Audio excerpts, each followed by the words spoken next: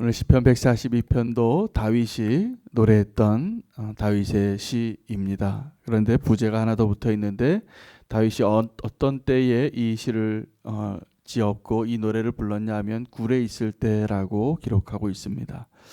그래서 오늘 이 본문은 시편 142편은 감옥과 연관이 많이 있습니다. 옥에 갇힌 것과 같이 피하여 정말 굴 속에 들어가서 부르짖는 기도를 하나님께 기도했고, 그 다윗이 그곳에서 하나님께 피난처 되신 하나님을 경험했던 놀라운 반전이 있는 고백이기도 합니다. 그래서 고난이 깊을수록 우리가 하나님을 더 찬양하고 하나님께 감사할 수 있는 제목이 더 많아지는 것을 오늘 이 시편을 통해서 우리도 함께 경험할 수 있게 되기를 축복합니다. 다윗의 인생 가운데 다윗이 굴에 숨었을 때가 몇 번 기록이 되어져 있습니다. 주로 언제였냐 하면 사울 왕이 쫓을 때였습니다. 상대가 되지 않습니다. 이스라엘의 첫 번째 왕이라는 자리를 주어서 모든 권한을 한 사람에게 다 넘겨주었을 때입니다. 굉장히 위험한 상황입니다. 그래서 어떤 한 사람이 너무 많은 권한을 가지고 있는 나라는 위험합니다. 그런데 사람들이 아이러니하게도 그런 나라를 원할 때가 많아요. 이 세상에서 다른 나라들보다 더 강해지길 원할 때, 그때 그 사람들의 열망을 한 사람이 권력을 행사하게 될 때 어떤 조직이든지 타락합니다. 그 권력이 너무나 강해지면. 근데 이 이스라엘 민족이 하나님 앞에 나와서 그렇게 부르짖었거든요. 우리에게도 왕을 달라. 그래서 그 주어진 그 왕권을 하나님이 잘 설명해 줍니다. 그 왕이 너에게 원하는 그 왕이 어떤 왕인지를 아느냐. 너희의 자녀들을 데려갈 것이고 너희의 곡식을 가져가고 너희의 말들을 가져가서 너희를 다스리게 될 거라. 그 막강한 권력을 가진 자가 한 사람을 쫓고 있습니다. 오늘 시편의 6절에 다윗은 그렇게 고백합니다. 여호와여 나의 부르짖음을 들으소서. 나는 심히 비천하니이다. 나를 핍박하는 자들에게서 나를 건지소서. 그들은 나보다 강하나이다. 다윗이 말한 나보다 강한 자는 누구냐 하면 왕이에요. 물론 이 다윗이 더 그 왕에게 미움을 받고 쫓기게 되고 굴에 들어가게 된 이유는 하나님께서 다윗에게 기름 부었기 때문입니다. 다윗이 두 번째 왕이 될 사람으로 자신도 알고 사울도 알기 때문입니다. 자, 그런 상황에서 다윗은 굴에 들어가서 부르짖으며 자기가 부르짖고 나에게 도움을 줄 유일한 자가 그 나라에 없는 겁니다. 물론 있었죠. 요나단도 있고 다윗을 정말 앙망하던 그 백성들도 많이 있었지만 중요한 건 자기를 죽이려고 쫓아오는 그 사울 왕이 너무나 힘이 센 자라는 사실입니다. 그런 사람 앞에서 다윗은 하나님께 부르짖게 되고 오늘 우리가 우리의 삶 가운데 경험하는 고난은 조금 다를 겁니다. 여러 가지 이유로 우리가 그 굴 속에 들어가는 것과 같은 곤고한 때를 지나게 되는데 오늘 그 상황은 다르지만 사람들이 절망하는 사람들이 있기 때문에 그렇습니다.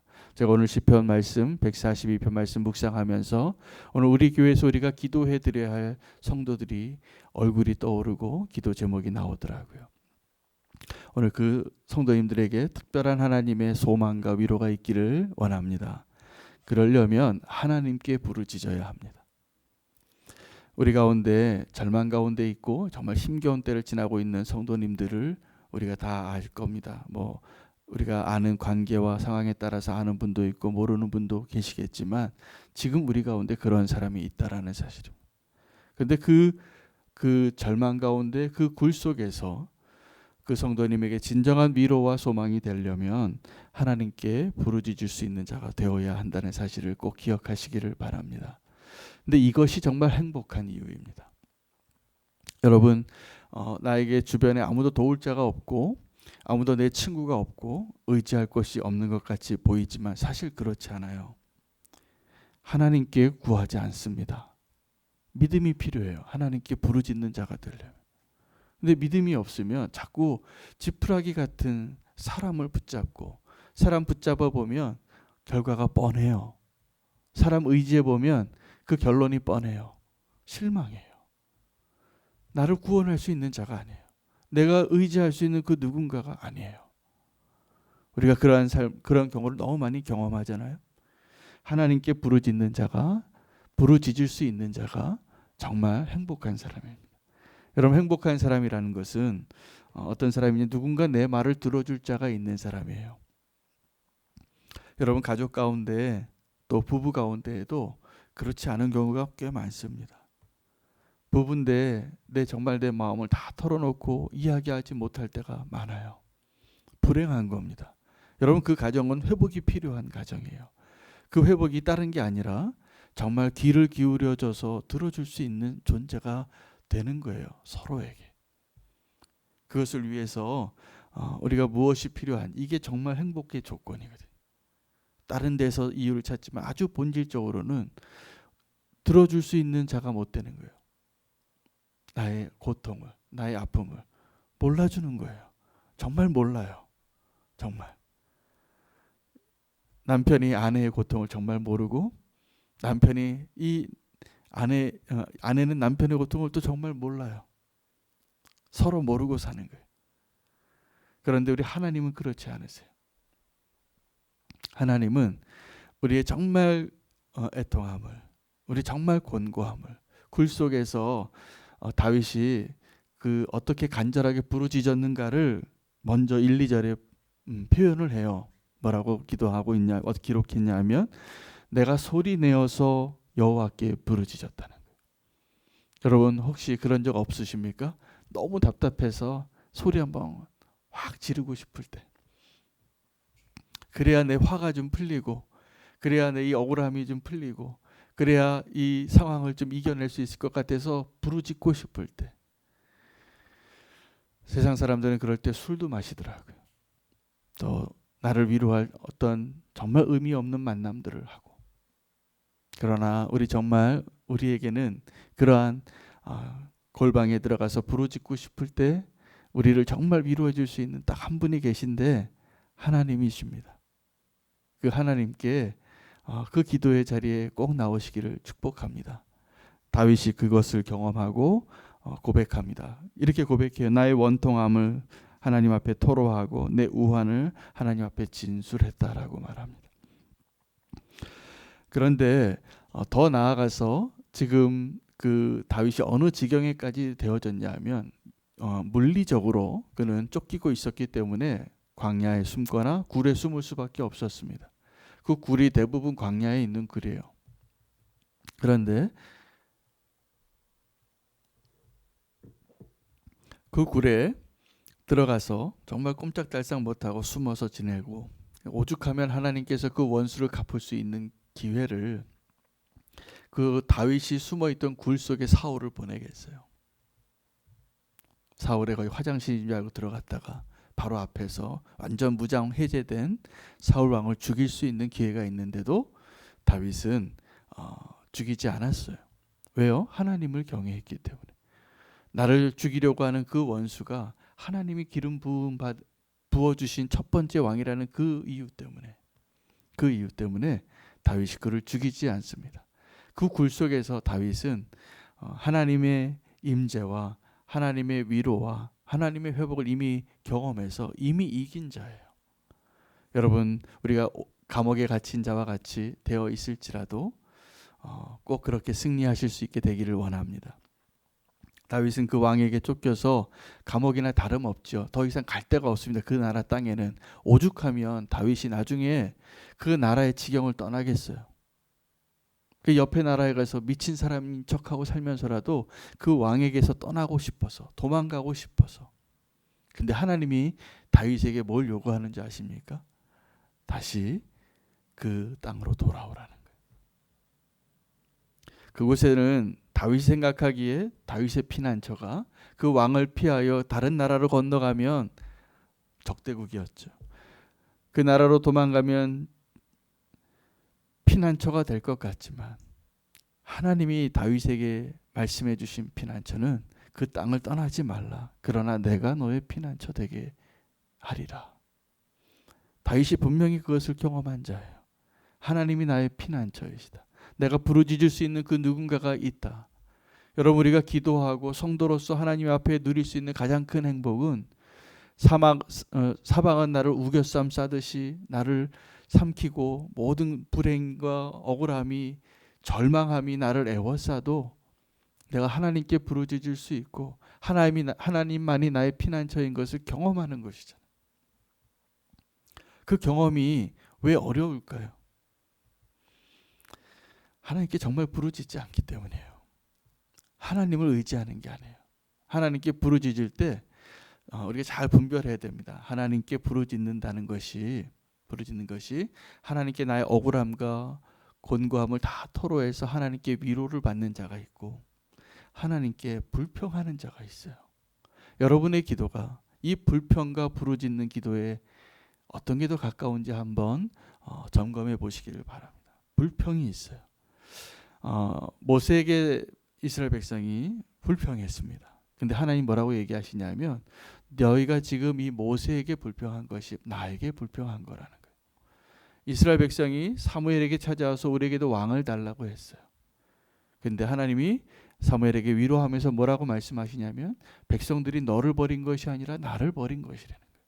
여러분, 그래서 우리가 사람에게 불평하고 환경에게 원망할 때 꼭 아셔야 돼요. 그 말을 하나님이 들으신다는 거예요. 광야에서 그들이 짧은 기간을 몇 달 정도의 기간을 지나서 가나안 땅 앞에 들어가서 서요. 그래서 정탐꾼을 보내는데 그들이 절망하죠. 왜냐하면 정탐꾼 10명이 절망스러운 보고를 했기 때문이에요. 그리고 그들이 불평하고 이제 우리 자손이 다 죽는다. 우리 여기 와서 다 죽는다. 이제 저 아낙 자손과는 우리가 상대할 수가 없다. 두렵다. 하나님이 그때 했던 그 사람들의 수군거림, 그 사람들의 하나님 없는 줄 알고 했던 그 말들, 하나님이 다 들으셨더라고요.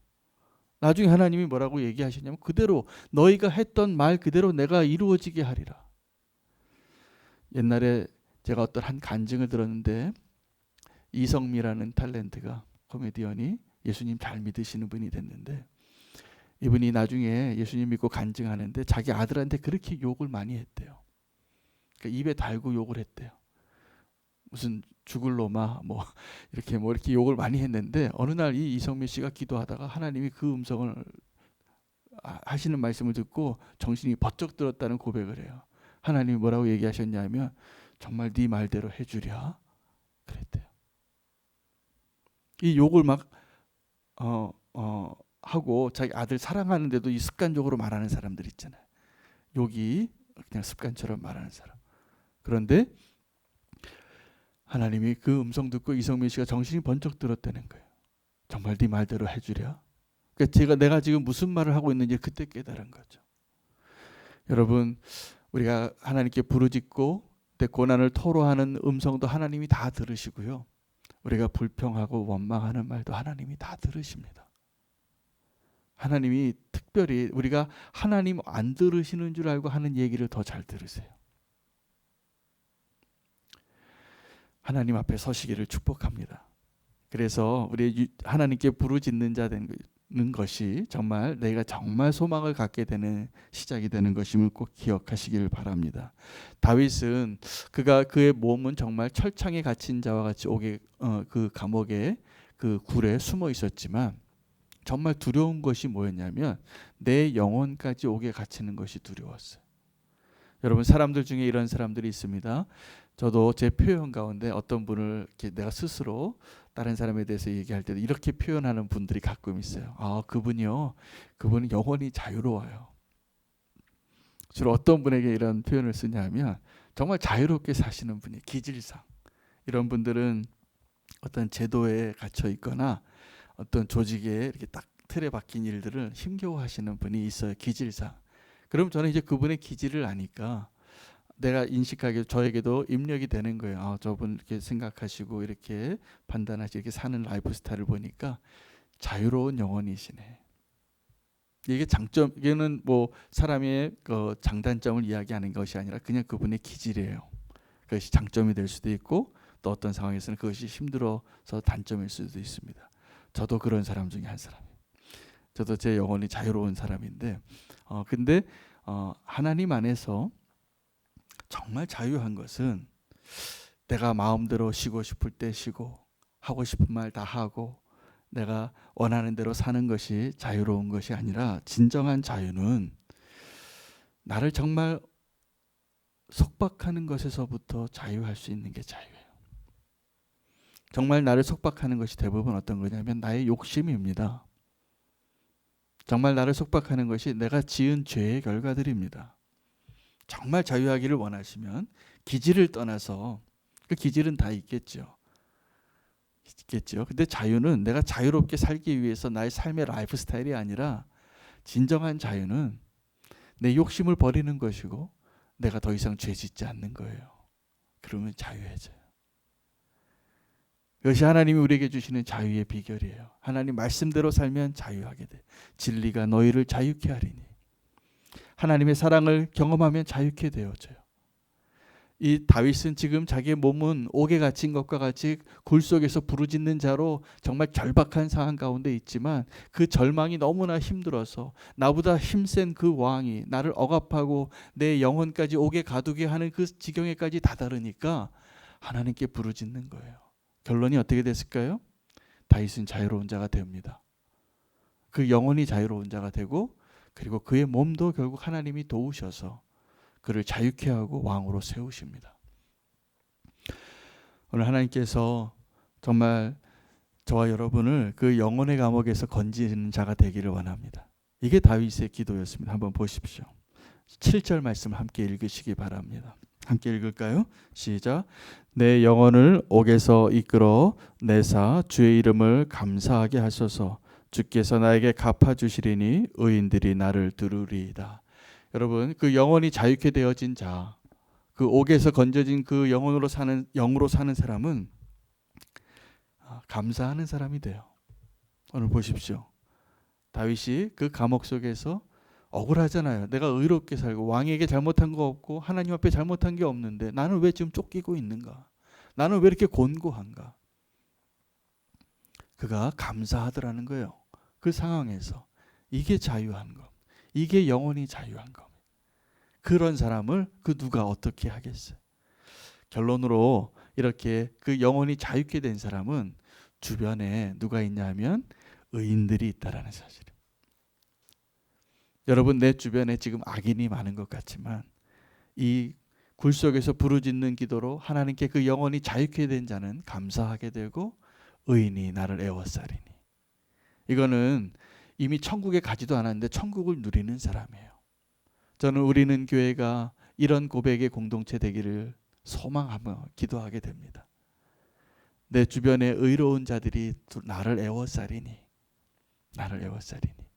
우리가 함께 하나님의 선하심을 찬양하고 감사하고 그렇게 예배할 수 있는 자로 이 땅에서 사는 거예요. 이 땅에서는 나를 억압하고 옥에 가두고 굴 속에서 부르짖을 수밖에 없고 절망의 낭떠러지 바로 앞에 있을지라도 그 영혼이 옥에서 자유케 된 거예요. 그것이 믿음입니다. 그것이 지금 다윗이 경험한 그 땅에서 그 상황 가운데서 그가 누렸던 축복입니다. 그 축복이 이 시편을 읽으면서 묵상하고 고백하는 저와 여러분에게 동일하게 허락되어졌다고 저는 믿습니다. 그 하나님의 놀라운 축복으로 오늘 하루도 그 영혼이 자유케 되어진 자로 사시기를 축복합니다.